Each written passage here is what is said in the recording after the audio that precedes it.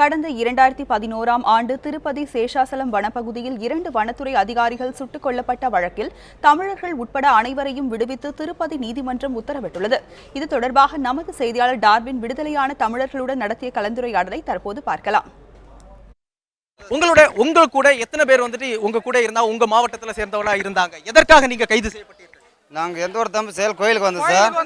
கோயிலுக்கு வந்தோம்னா திடீர்னு பஸ்ஸில் பிடிச்சி தமிழ் பேசின உடனே பிடிச்சி அரெஸ்ட் பண்ணிட்டாங்க. வேற எந்த ஒரு இல்லை. தமிழான்னு கேட்டாங்க, அவன் தமிழ் சார்னா அப்படியே அரெஸ்ட் பண்ணிட்டாங்க. வேற அதாவது தற்போது வந்துட்டு 27 மாதங்கள் உள்ள இருந்திருக்கீங்க. உங்களுக்கு ஏதாவது உதவிகள் கிடைக்கணும் அப்படின்னு சொல்லி ஏதாவது வேண்டுகோள் வைக்கிறீங்களா? அரசாங்கத்திற்கு ஏதாவது?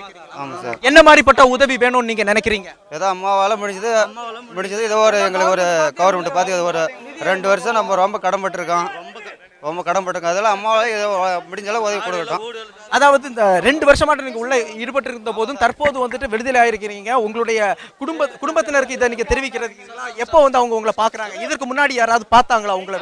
வீட்டுல இருந்து தான் வந்து பாக்குறாங்க. வேற யாரும் வரல. நம்ம வீட்டு வாய்ப்பு பசங்க இவங்க தான் வந்து பாக்குறாங்க. வேற யாரும் வந்து பார்க்க வரல. உங்களுக்காக யார் வந்து வாதாடினார்? தமிழக அரசு நியமிக்கப்பட்ட வக்கீல் வாதாடினாரா, இல்ல வந்துட்டு தனியார் அமைப்புகள் சார்ந்தவர்கள் வந்து வாதாடினார்களா? கிராந்தி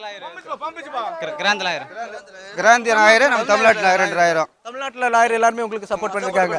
கிட்டத்தட்ட இந்த 60 பேர் ஆந்திரர்கள் ஏற்கனவே வந்து ஜாமீன்ல விடுதலை வாங்கி இருக்கிறாங்க. உங்களுக்கு உள்ள ஏதாவது டார்ச்சர் இந்த மாதிரி பட்டது? டார்ச்சர் எதில் சார்?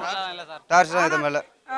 ஆந்திராவுக்கு பெயில் கொடுத்துட்டாங்க, தமிழ்நாட்டுக்கு பெயில் கொடுக்க மாட்டேங்குது. இது குறித்து நீங்க இதுக்கு முன்னாடி யார்ட்டையா தெரிவிச்சிருக்கீங்களா? அதாவது தற்போது இவர்களுடைய மனநிலை வந்துட்டு தங்களுடைய உறவினர்களை பார்க்க வேண்டும் என்ற ஒரு சந்தோஷமான மனநிலை இருந்துகிட்டு இருக்கிறாங்க. இவர்கள் தற்போது வந்துட்டு வேறு எந்த ஒரு வழக்கும் இல்லை என்றால் தற்போது உடனடியாக இவர்கள் விடுதலை செய்யப்படுவார்கள்.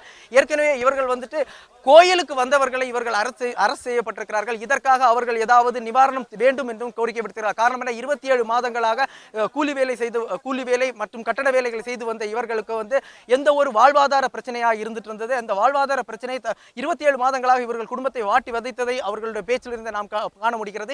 இவர்களுக்காக அரசு நிவாரணம் செய்ய வேண்டும் என்றும் அவர்கள் கோரிக்கை விடுத்துள்ளனர்.